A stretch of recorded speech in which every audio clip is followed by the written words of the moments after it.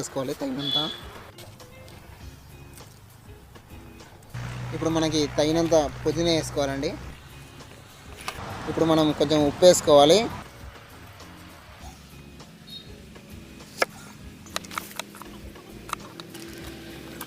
ఎలా ఉంది? అది మంట ఫుల్ ఉంటుంది దీంట్లో మంట ఉండదు. కావాలంటే ఆడ వచ్చింది అనుకుంటుంది.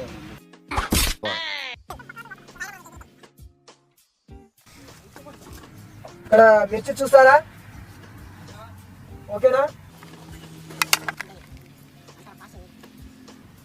ఇది బాస్మతి రైస్ కాబట్టి మనం తప్పనిసరిగా 3 సార్లు కడగాల్సి ఉంటుంది.